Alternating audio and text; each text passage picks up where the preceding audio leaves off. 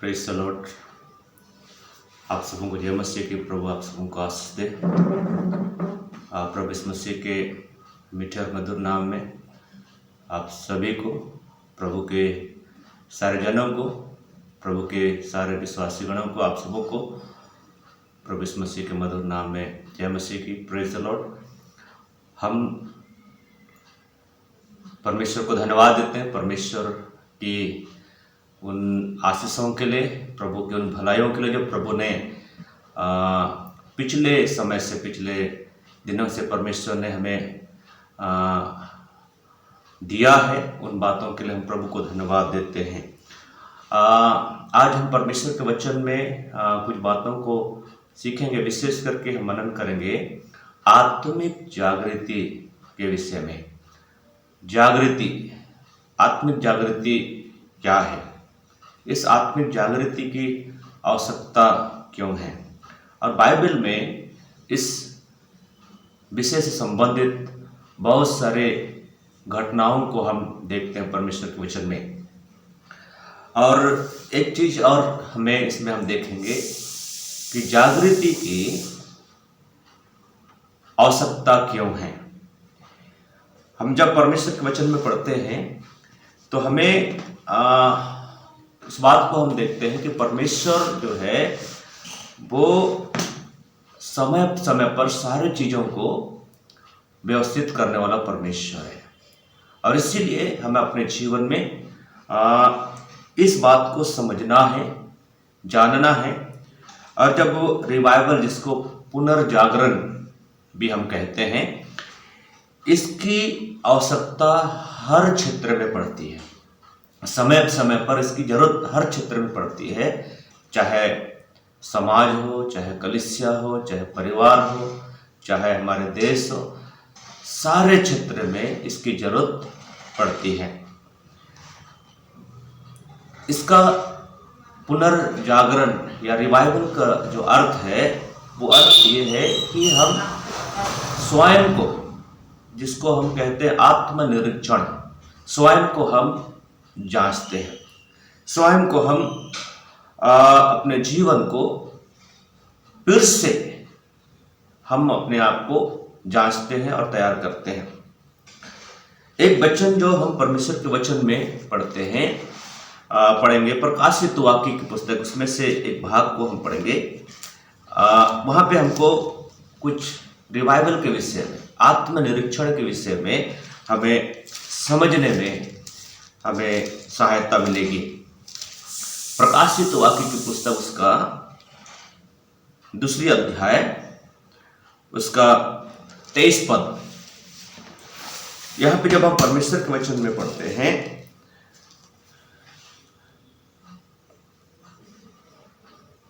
देख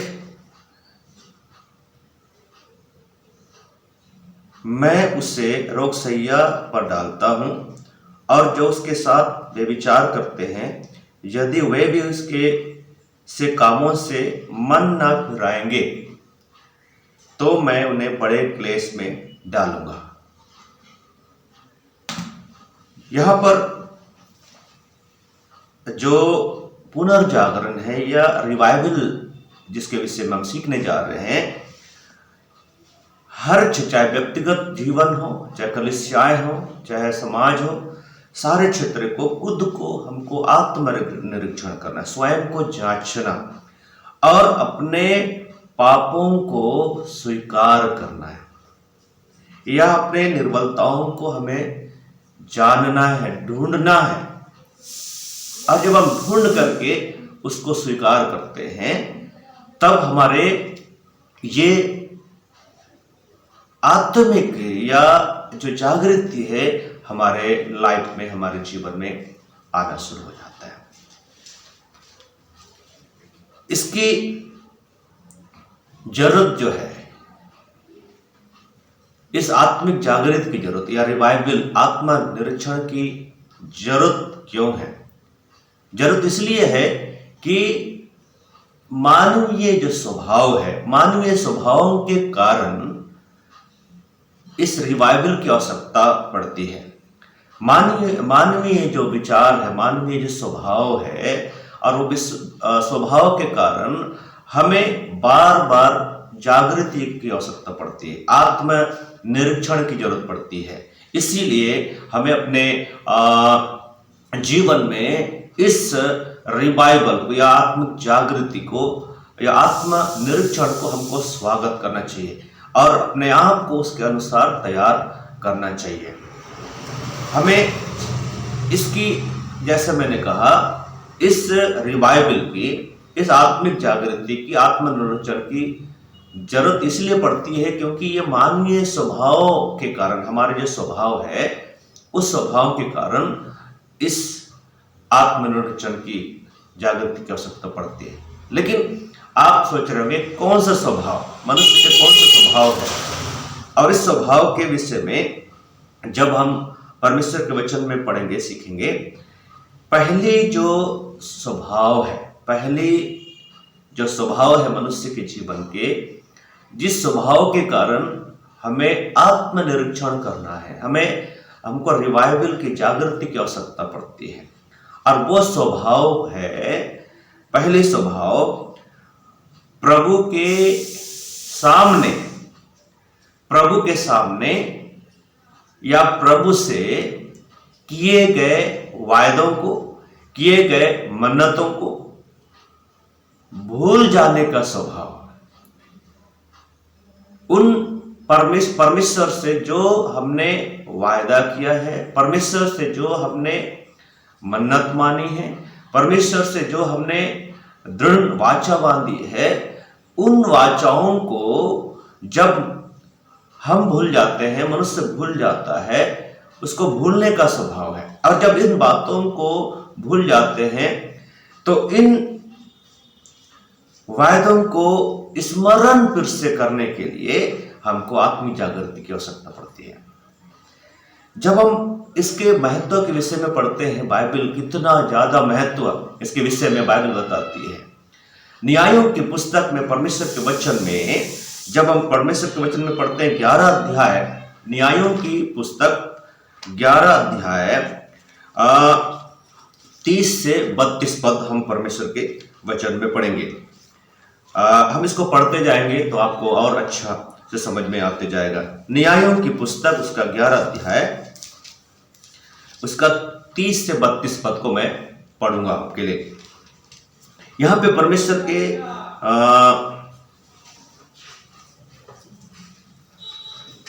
वचन में लिखा है, न्यायों की पुस्तक उसका 11 अध्याय 30 से 32 पद।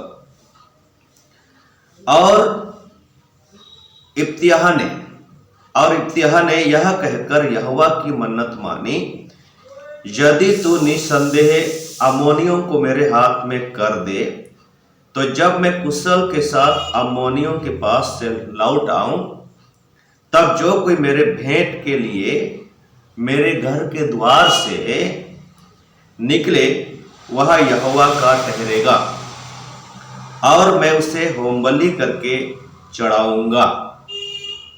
तब इब्तियाह अम्मोनियों से लड़ने को उनकी ओर गया, और यहोवा ने उनको उनके हाथ में कर दिया। ठीक है, तो यहां पे हम परमेश्वर के वचन में पढ़ते हैं, इसने इब्तियाह ने, परमेश्वर के दास ने परमेश्वर से एक मन्नत मानी, परमेश्वर से एक वायदा उसने किया, और उस मन्नत में उसने कहा कि प्रभु यदि अम्मोनियों को तू मेरे हाथ में कर देगा, और जब मैं कुशल सुरक्षित यदि मैं उन शत्रुओं के बीच में से विजयी होकर के, जीत करके वापस जब मैं अपने स्थान पर पहुंचूं, तो सबसे पहले यहां पे परमेश्वर के वचन में लिखा है, जो मेरे भेंट करने के लिए जो सबसे पहले घर से निकलेगा, सबसे पहले मेरे पास मिलने के लिए आएगा, लिखा है उसको, जब हम 34, 35 और 39 पद को पढ़ते हैं तो वो कहता है,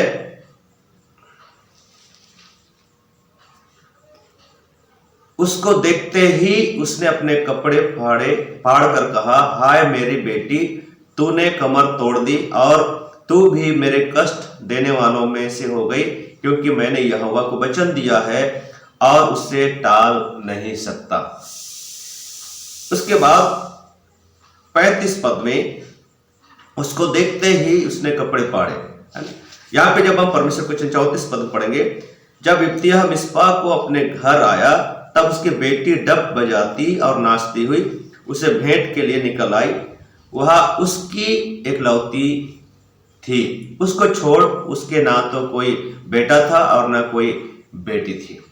तो यहाँ पे जब हम परमेश्वर के वचन में पढ़ते हैं, जैसे उसने मन्नत मानी, जैसे उसने परमेश्वर से वायदा किया कि उसने कहा कि प्रभु जब मैं विजयी होकर वापस अपने घर को जब लौटूं तो मैं घर से जो सबसे पहले मुझसे मिलने को आए उसको प्रभु मैं तेरे लिए अर्पण कर दूंगा। और उसने बादशाह परमेश्वर से वादा मन्नत को इब्तिया ने माना। और परमेश्वर के वचन में हम पढ़ते हैं 33 पद में, 11 का 33 पद में लिखा है, प्रभु ने उसको विजयी दिया और जब वापस विजयी देने के बाद जब वापस अपने घर को आया तो जैसे घर पर आया तो सबसे पहले उसकी बेटी मिलने के लिए, बाइबल बताती है उसकी एकलौती बेटी थी, एकलौती बेटी उससे मिलने को बाहर आई। और जब हम परमेश्वर के वचन में 39 पद को हम पढ़ते हैं, लिखा है, 2 महीने बीतने पर वह अपने पिता के पास लौट आई और उसने उसके विषय में अपनी मानी हुई मन्नत को पूरा किया और उस कन्या ने पुरुष का मुंह कभी ना देखा था, इसलिए इस्राएलियों में यह रीति चली। उसने अपने उस मन्नत के कारण अपने एकलौती बेटी को इब्तिया ने प्रभु को अर्पण कर दिया, प्रभु को बलिदान कर दिया। यहां पे हम परमेश्वर के वचन में देखते हैं कि मानवीय स्वभाव के अंदर मनुष्य जो है अपने मन्नतों को जो परमेश्वर के सामने मानता है, समय के साथ साथ परिस्थितियों के साथ साथ जब वो आगे बढ़ता है, इंसान अपने लक्ष्य की ओर पहुंचता है, अपने योजनाओं को पूरा होते हुए देखता है और अपने जीवन के अंदर वो परमेश्वर के समीपता में बढ़ते और बढ़ते चले जाता है। परमेश्वर से वो अपने मन्नतों को पूरा करता है, परमेश्वर से मन्नतों को लेकर के आगे बढ़ता है।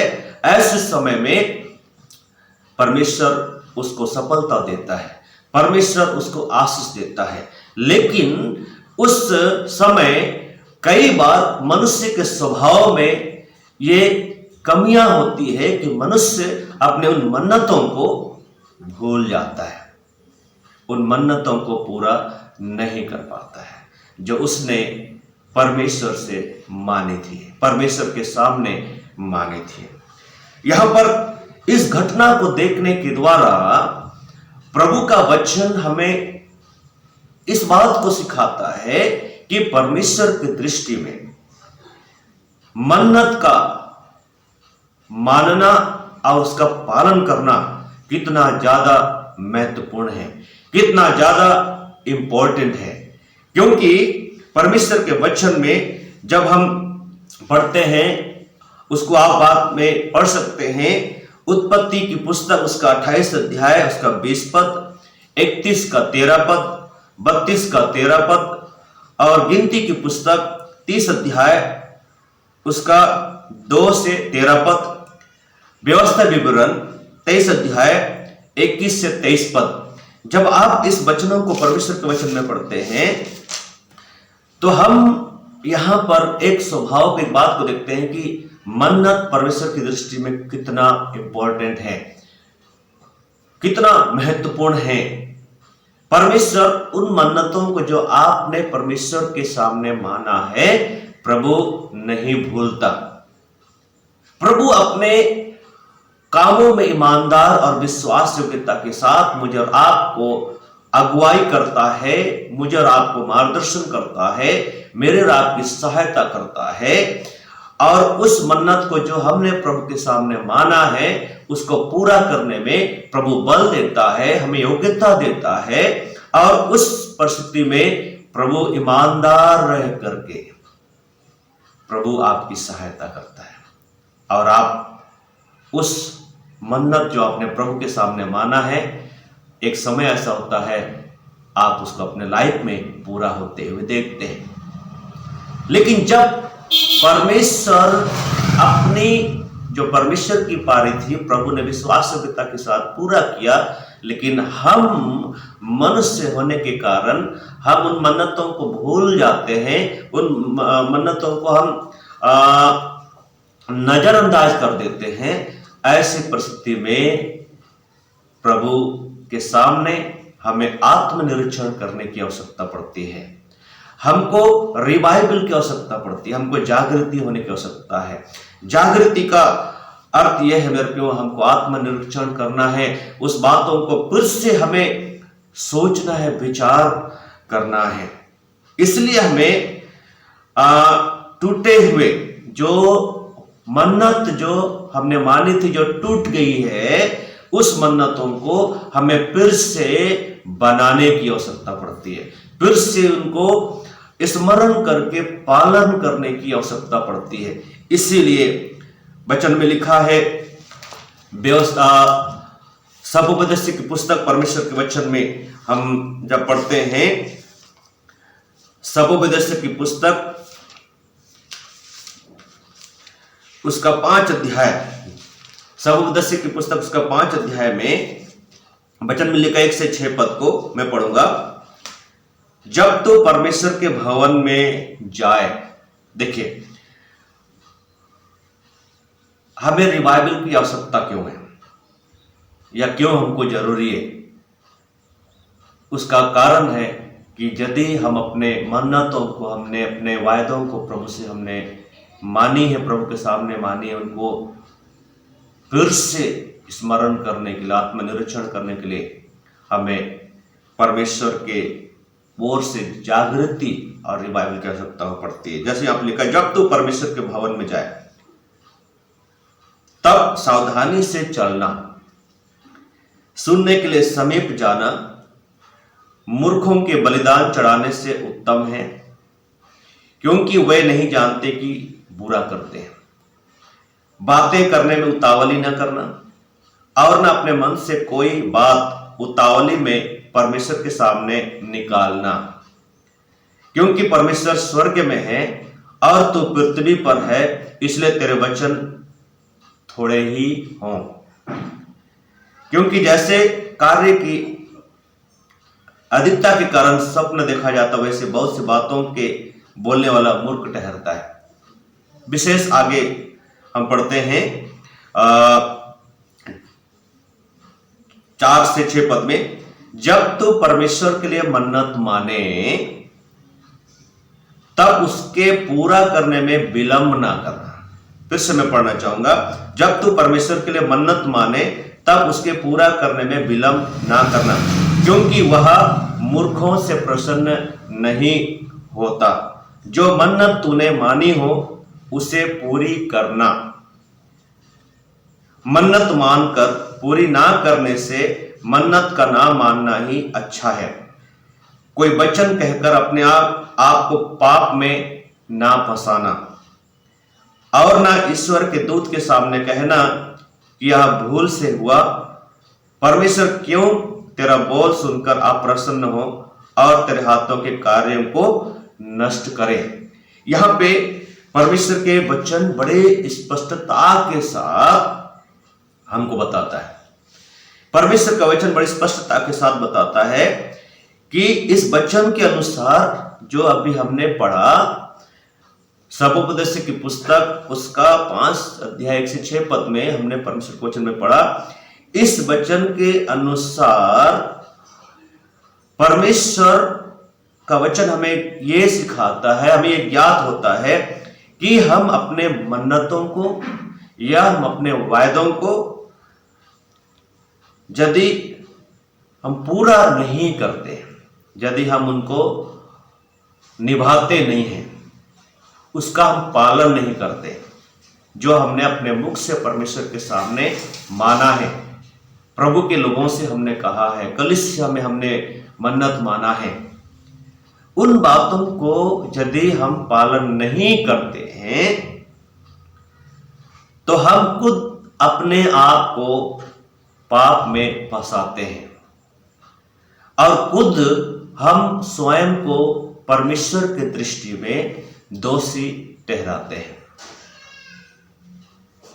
फिर से मैं उसको कहना चाहूंगा कि यदि आपने परमेश्वर के वचन के अनुसार कलीसिया में आपने परमेश्वर के सामने, प्रभु के दासों के सामने आपने मन्नत को कुछ बोल करके आपने मन्नत को माना कि प्रभु मेरे लिए ऐसा करेगा, मैं ऐसा करूंगा, ये मैं प्रभु के लिए ऐसा करूंगा, आपने मन्नत माना, आपने वायदा किया, लेकिन उस वायदे को आप समय के साथ साथ भूल गए। जो समर्पण प्रभु के सामने आपने किया था, प्रभु के सामने आपने प्रॉमिस जो किया था, उसको आप समय के साथ साथ भूल गए, और जब भूल गए उसको आपने उन मन्नतों को पूरा नहीं किया। तो बाइबल के अनुसार लिखा, यदि आप उन वायदों को जो आपने प्रभु के सामने किया है, मन्नतों को जो आपने प्रभु के सामने किया है, उसको आप भूल गए, आप उसको पूरा नहीं करते हैं, तो आप अपने आप को पाप में फंसाते हैं, आप अपने आप को परमेश्वर की दृष्टि में दोषी ठहराते हैं। और जब आप परमेश्वर की दृष्टि में दोषी ठहराते हैं, उन मन्नतों को आप पूरा नहीं करते हैं, तो मेरे प्रियो, आपके जो कार्य है, आपके जो जीवन के आशीषें हैं, लिखा है आपके जो हाथ के काम है, वचन में लिखा है, वो नष्ट हो जाता है। अर्थात अपने वायदों को, मन्नतों को पूरा हम यदि नहीं करते, हमारे हाथों के कामों में, हमारे परिश्रम में, हमारे जीवन में जो प्रभु की आशीष आ रही है, प्रभु की बरकत आ रही है और बनी हुई है, वो धीरे धीरे आशीषें कम होने लगती है। धीरे धीरे आपके परिश्रम में, आपके हाथ में जो आप मेहनत कर रहे हैं, परिश्रम कर रहे हैं, वो काम सफल नहीं होते, वो नष्ट होता जाता है। क्योंकि वचन में लिखा है यहां पे कि और तेरे हाथ के कार्यों को नष्ट करे, अर्थात वो कार्य नष्ट होते चला जाता है। इसीलिए हमें जागृति की आवश्यकता आज है। आज हमें अपने उन स्वभावों को, जो भूलने का स्वभाव है, हमने मन्नतों को भूल गया, हमने जो प्रभु से वायदा किया उनको हम भूल गए। आज इसीलिए हमें रिवाइवल की आवश्यकता है, हमें जागृति की आवश्यकता है, हमें आत्म निरीक्षण की आवश्यकता है, जिसमें फिर से आप और मैं परमेश्वर के साथ बढ़ने लग जाए, प्रभु के साथ हम उन्नति करने लग जाए। तो पहले जो हमें रिवाइवल की आवश्यकता इसीलिए है क्योंकि मनुष्यों को वायदे और मन्नतों को भूलने का स्वभाव है। उस स्वभाव के कारण हमें जागृति की आवश्यकता है। वचनों को हम भूल जाते हैं, प्रभु के वायदों को भूल जाते हैं, और जब हम भूल जाते हैं, इसीलिए हमें आत्मनिरीक्षण की आवश्यकता, हमें रिवाइवल की आवश्यकता है, जागृति की आवश्यकता है। और जब आप फिर से आत्मनिरीक्षण करते हैं, आपका संबंध प्रभु के साथ फिर से नया हो जाता है, आपके हाथों के परिश्रम को प्रभु और आशीषित करते चले जाता है। हालेलुया। सो दूसरी बात हम देखते हैं, दूसरी बात हमें जागृति की आवश्यकता इसलिए है, आत्मनिरीक्षण की आवश्यकता हमें इसलिए है क्योंकि हमारे अंदर मानवीय स्वभाव में लोगों को या दूसरों को क्षमा ना करने वाला स्वभाव पाया जाता है, और ये स्वभाव के होने के कारण हमें परमेश्वर के वचन के अनुसार हमें आत्मनिरीक्षण करना है, हमें जागृति की आवश्यकता है। मत्ती रचित समाचार उसका 5वां अध्याय, मत्ती रचित समाचार उसका 5वां अध्याय में हम एक बात वचन को पढ़ेंगे। मत्ती रचित समाचार उसका 5वां अध्याय 23 से 24 पद।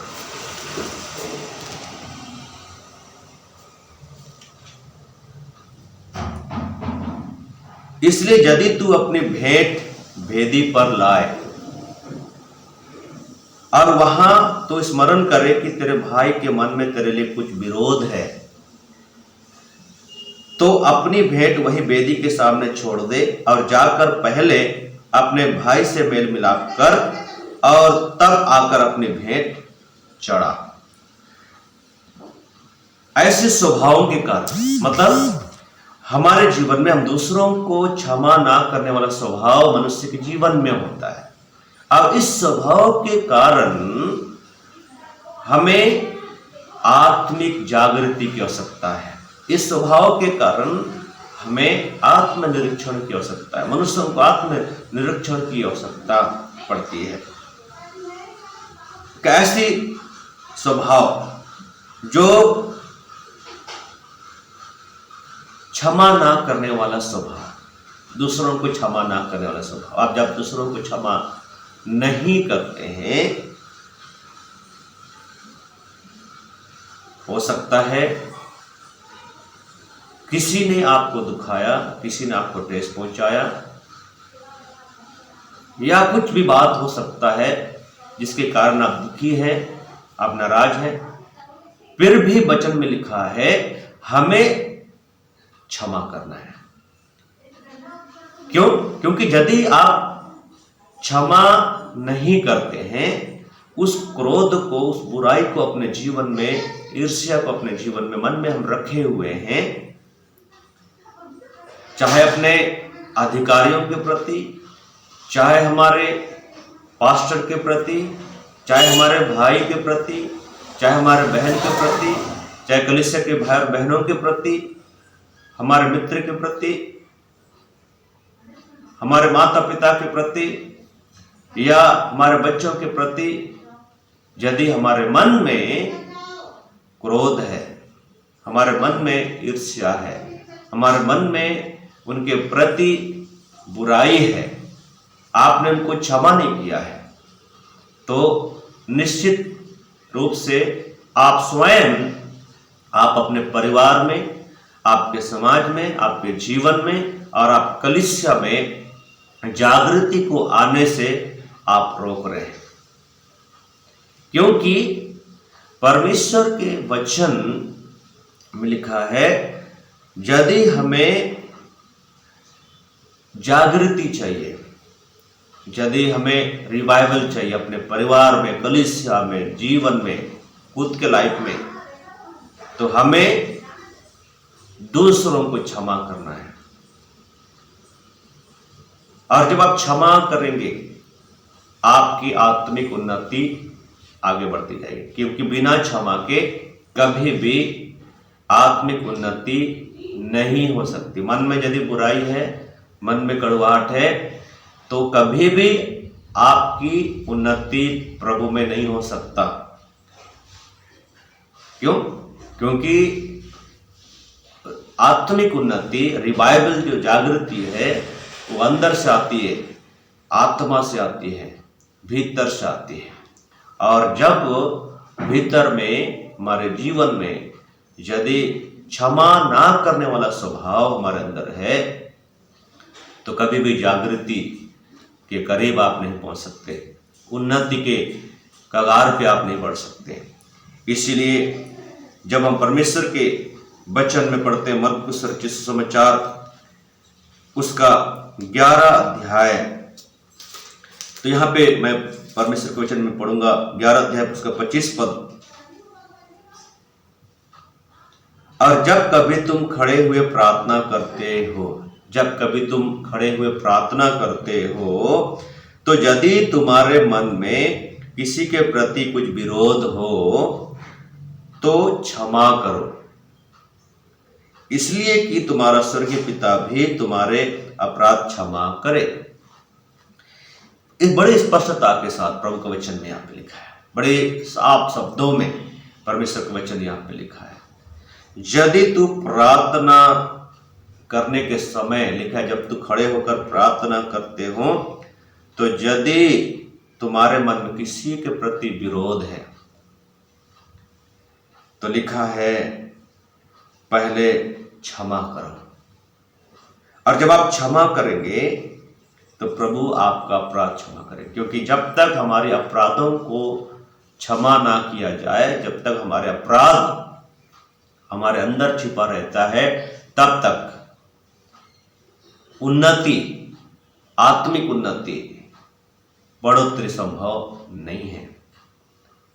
ये प्रभु के लोगों के लिए मैं आपसे बात कर रहा हूं, जो प्रभु के लोग हैं, जो प्रभु पर विश्वास करते हैं। यही चीजें हमारे अंदर, जब क्षमा ना करने वाला स्वभाव हमारे अंदर जब विद्यमान होता है, तो हम ना अपने आप में हम उन्नति करते हैं, ना हमारी कुछ बढ़ोतरी होती है, परंतु हमारे खुद के जीवन के साथ साथ हम अपने परिवार में, हम अपने कलीसिया में, हम अपने जीवन में, हम अपने समाज में परमेश्वर की जागृति को, परमेश्वर के रिवाइवल को हम आने से रोकते हैं।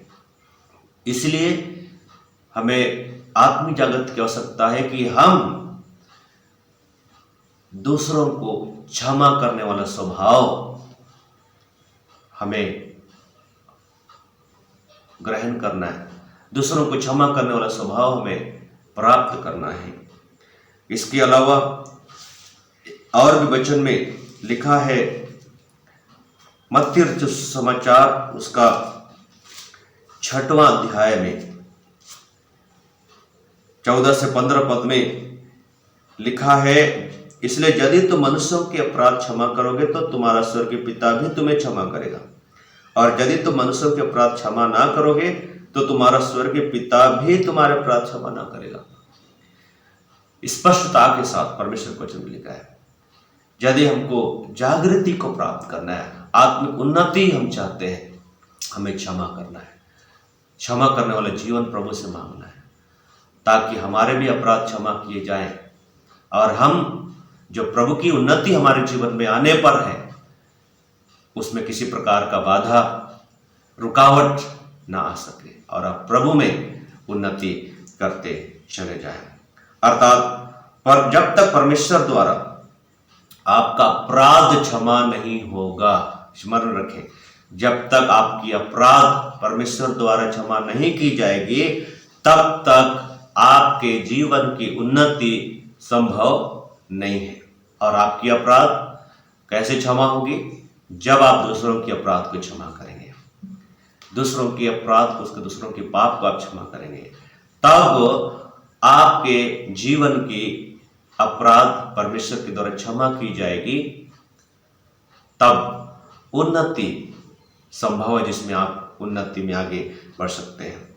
तो हमें अपने जीवन में पुनः आत्मिक उन्नति या जागृति को हमें पाने के लिए निम्न बातों को हमें ध्यान देखना है, निम्न बातों को हमें जानना है, समझना है। उसमें दूसरा इतिहास उसका 7 अध्याय उसके 14 पद में बहुत स्पष्टता के साथ प्रभु का वचन कहता है, लिखा है, यदि अपने आप को, यदि जो मेरे लोग कहलाते, मेरी प्रजा के लोग हैं, जो मेरे प्रजा, मेरे अपने लोग हैं, यदि वे अपने आप को दीन करें, प्रभु कहता है यदि वे अपने आप को दीन करें, मुझसे प्रार्थना करें और प्रभु के अर्थात मेरे दर्शन के खोजी हो जाए, प्रभु कहता है, और अपने बुरे मार्गों से, बुरे रास्तों से फिरे या लौट जाए वापस, वहां पे लिखा है मैं उनके देश को ज्यों का त्यों कर दूंगा। उसमें एक शब्द आया है, यदि प्रार्थना करें। प्रार्थना हमें सच्ची दीनता की ओर ले जाती है, प्रार्थना हमें एक सच्ची नम्रता की ओर ले जाती है, प्रार्थना हमें परमेश्वर के सामने और अधिक हमें शून्य बनाती है। और जो आप प्रभु के सामने, जो प्रभु आपको बनाता है, वही व्यक्ति के रूप में आप लोगों के सामने उपस्थित होंगे। यदि आप नम्रता के साथ प्रभु के समीपता में आपने बैठा है, प्रभु के सामने आप शून्य हो रहे हैं, तो प्रभु आपको वहां पे बनाएगा और उसी रूप में परमेश्वर आपको लोगों के सामने खड़ा करता है। कई बार हमारा अलग अलग रूप होता है, प्रभु के सामने कुछ और बाहर कुछ और होता है। क्यों? क्योंकि मानवीय स्वभाव में एक कमी है, और वो स्वभाव ये है कि मनुष्य बाहर से दिखाता है, बाहर से इस बात को दिखाने की कोशिश करता है, आई एम वेरी गुड, मैं उसको क्षमा कर दिया है, मैं उससे प्रेम करता हूं।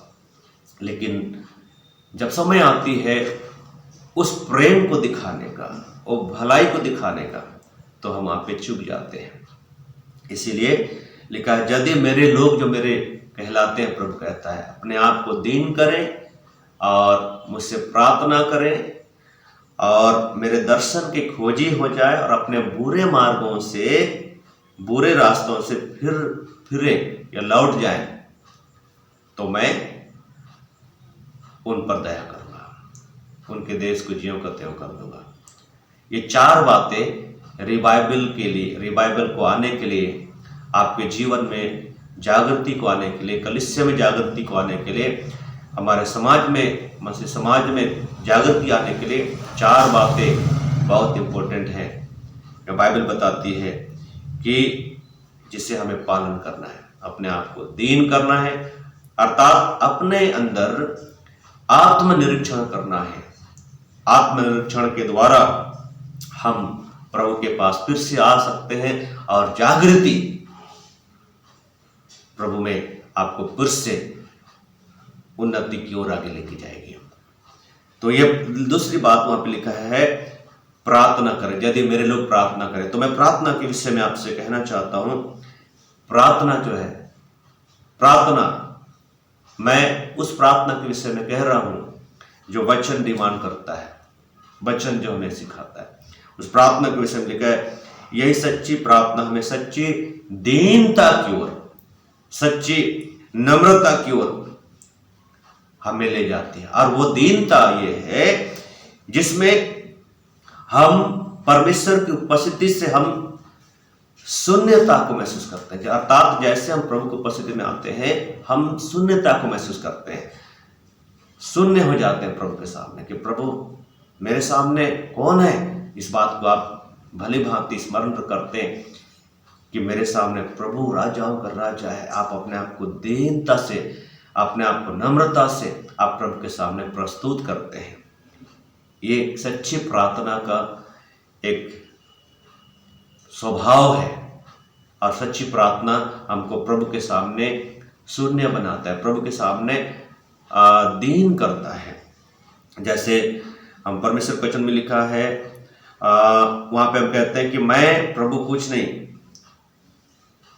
हूं, लेकिन हम प्रभु हम कुछ भी नहीं है, मैं कुछ भी नहीं, परंतु तू सब कुछ मेरे लिए करेगा।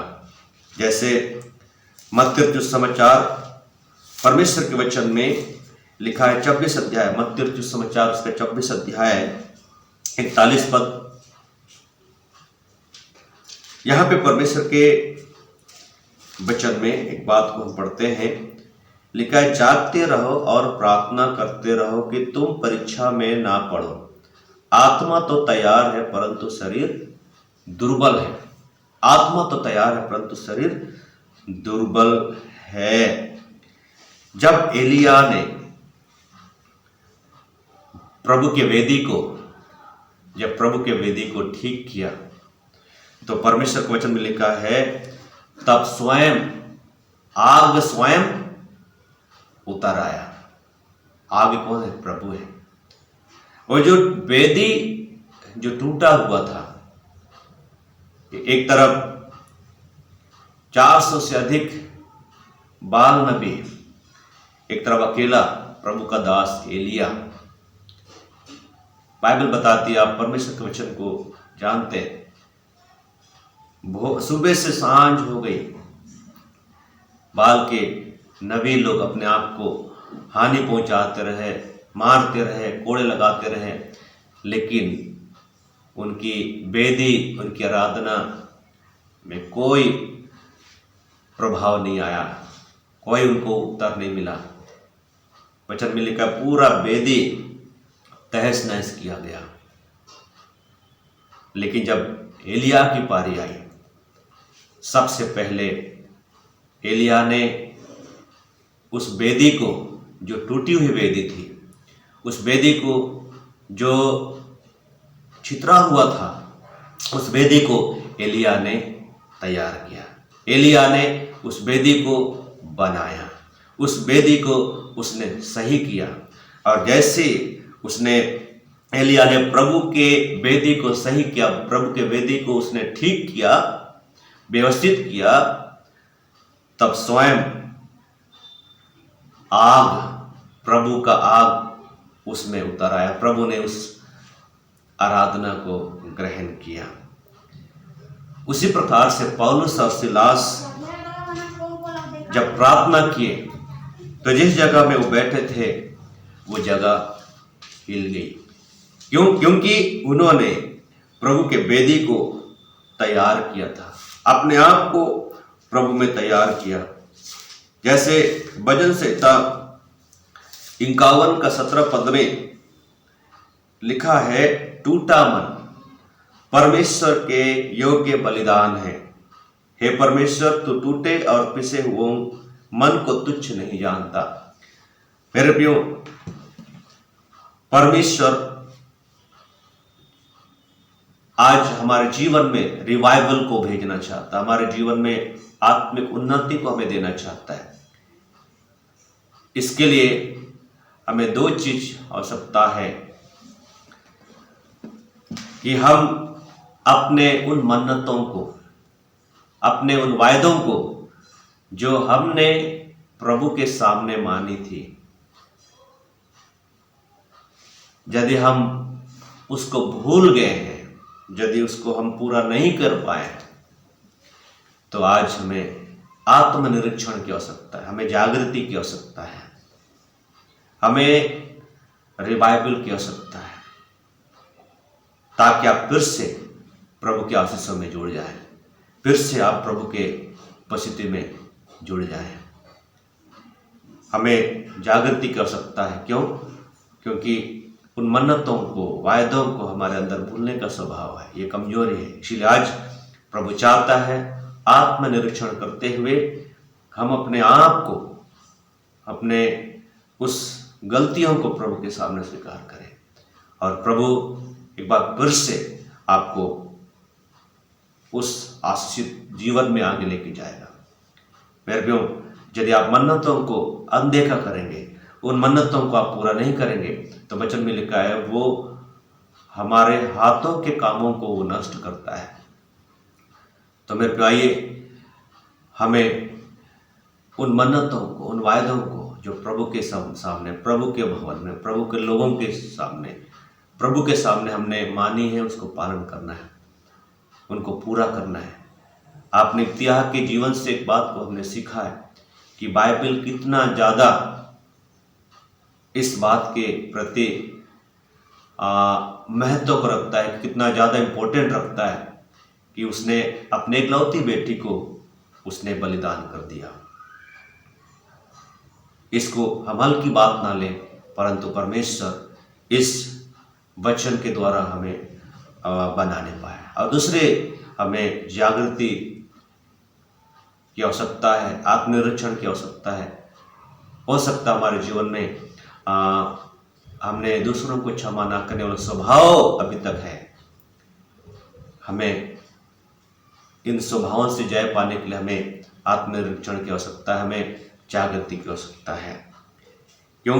क्योंकि जब तक हम दूसरों को क्षमा नहीं करेंगे, प्रभु हमारे अपराध को क्षमा नहीं करेगा। और जब तक हमारे अपराध क्षमा नहीं होगी, हमारे जीवन में उन्नति नहीं आएगी, बढ़ोतरी नहीं आएगी, आत्मिक उन्नति नहीं आएगी।